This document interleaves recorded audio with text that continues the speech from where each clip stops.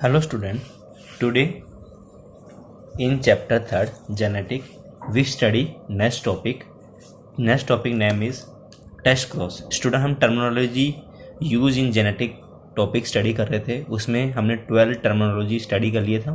अब next terminology हमारी कौन सी है? 13 test cross. The cross in which F1 generation cross with recessive parents. Students तो नाउ इसमें क्या होगा? टेस्ट क्रॉस में the cross in which F1 generation is cross with recessive parent. Recessive parents कौन सा होगा? जिसमें स्टूडेंट क्या रहेगा? आपका रेसेसिव करेक्टर प्रेजेंट रहेंगे, जैसे स्मॉल टी, जिसमें मैं बात करता हूँ प्लांट ऑफ हाइट. एक करेक्टर मैंने ले लिया हाइट ऑफ प्लांट, उसमें डोमिनेंट रहेगा कैपिटल टी यानी टॉल, और उसमें रेसेसिव रहेगा डॉर्फ, और उसका क्या रहेगा आपका? जीनी टी. दोनों एलिल क्या है? Small T. तो now student the cross in which F1 generation, student जो हमें F1 जनरेशन ऑप्टेन होगी, उस F1 जनरेशन को हम किससे क्रॉस करवाएंगे? Recessive parent. रेसेसिव पेरेंट यानी जिसमें हमारा क्या रहेगा? रेसेसिव कैरेक्टर प्रेजेंट रहेगा. तो this is called test cross. जिसमें हम क्या कहेंगे? Test cross. Now back cross, the cross in which F1 generation is cross with any one two parents. अब बैक क्रॉस क्या रहेगा student? The cross in which F1 generation cross with any one of two parents, यानी किसी के भी साथ हम करवा सकते हैं. Back cross in which F1 generation रहेगा स्टूडेंट, इसमें भी F1 जनरेशन, इसमें कंडीशन रहेगी रेसेसिव पेरेंट, और स्टूडेंट इसमें हम किसी भी करवा सकते हैं. Any one of two parent are called a back cross. हम किसी से भी, एनी टू पेरेंट से किसी से भी करवा सकते हैं. Now reciprocal cross, the cross in which A plant T is considered as a male, B plant T is considered as a female. Now student एक क्रॉस है, उसमें हमने प्लांट ए को क्या कंसिडर किया? मेल. उसमें एलिल का जो फॉर्म है, जीनी क्या लिया हमने? कैपिटल टी यानी कि डोमिनेट लिए है. B plant is a considered as a female consider किया, इसमें क्या रहा? Small T. And is another cross. अब सेकंड क्रॉस है स्टूडेंट ए प्लांट, वही प्लांट हमने क्या ले लिया? T is consider as a female. A को क्या कंसिडर किया? फीमेल. और बी को क्या कंसिडर किया? हमने क्या कंसिडर किया? मेल. यानी कि अब की बार जो फीमेल है उसमें डोमिनेट कैरेक्टर प्रेजेंट है, और जो मेल उसमें रेसिसिव कैरेक्टर. तो now as a male is called reciprocal cross. तो इस टाइप के क्रॉस को हम क्या कहेंगे स्टूडेंट? रेसिप्रोकल क्रॉस कहेंगे. तो A cross in which A consider as a male और B consider as a female, और नेक्स्ट क्रॉस में हमने क्या? B consider as a male और A consider as a female, just opposite. तो student this type of cross is called reciprocal cross. Now parent generation, the plant which are cross to obtain offspring called parental generation. Parental generation किससे कहेंगे student? The plant which are cross to obtain offspring, यानी कि वह generation जिससे हमें क्या ऑप्टन होती है? ऑफस्प्रिंग ऑप्टन होती है. तो नाउ उस जनरेशन को हम कहेंगे plant parental generation. Now first filial generation, F1 generation student, F1 full form करेगा first filial generation. The offspring obtain from the parent is called F1 generation. जो F1 जनरेशन क्या रहेगा? वो ऑफस्प्रिंग जो हमने किससे ऑप्टन किए हैं? पेरेंट प्लांट से. The offspring obtain from the parent is called F1 generation. तो स्टूडेंट्स जो स्टार्टिंग में हमने पेरेंटल प्लांट जो लिए हैं, हाँ, उससे जो हमें ऑफस्प्रिंग मिलेगी फर्स्ट, उसको हम कहेंगे F1 generation, first filial generation. The offspring obtain from the parent is called F1 generation. Now second filial generation F2 क्या रहेगी student? The offspring obtain from the F1 generation. जो F1 जनरेशन में cross होने से जो हमें offspring ऑप्टन होगा उसको कहेंगे हम second generation, second filial generation. Now next topic students 19 terminology. Monohybrid cross, the ratio obtain from monohybrid cross is called monohybrid ratio. तो स्टूडेंट मोनोहाइब्रिड रेशियो क्या है? The ratio obtain from monohybrid cross. Monohybrid cross का मतलब हमने already study कर रखा है, those cross in which only one constructing character is consider. यानी कि मोनोहाइब्रिड क्रॉस में हम ओनली वन कॉन्स्ट्रक्टिंग कैरेक्टर को ही क्या करेंगे? कंसिडर करेंगे. यानी एक बार में एक ही कैरेक्टर की हम क्रॉसिंग के अबाउट स्टडी करते हैं, एक बार में एक ही कैरेक्टर्स उसकी क्रॉसिंग की स्टडी. तो ऐसे ही आपका क्या रहेगा? Monohybrid ratio, the ratio obtain from the monohybrid cross. जो मोनोहाइब्रिड क्रॉस होगा उसमें जो हमें रेशियो मिलेगा उसको बोलेंगे monohybrid ratio. Dihybrid ratio, the ratio obtain from the dihybrid cross. तो डायहाइब्रिड क्रॉस क्या होगा? जिसमें हम एक साथ दो कैरेक्टर्स की क्या करेंगे? स्टडी करेंगे. दो cross in which we study या we consider to constructing characters. जैसे हमने टू कॉन्स्ट्रक्टिंग ले लिया, हाइट ऑफ प्लांट ले लिया, शेप ऑफ सीड ले लिया, ये दो कैरेक्टर्स हो गए. ऐसे आपका हाइट ऑफ प्लांट ले लिया, कलर ऑफ फ्लावर ले लिया.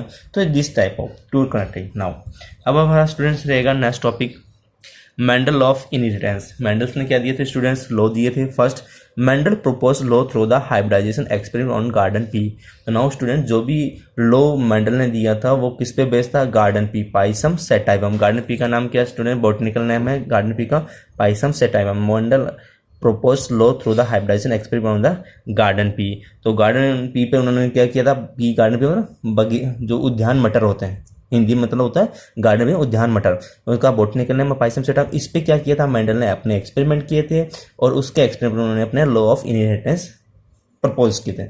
This law are called Mendel law of inheritance. इन्हीं लॉ को क्या कहते हैं, मेंडल लॉ ऑफ इनहेरिटेंस।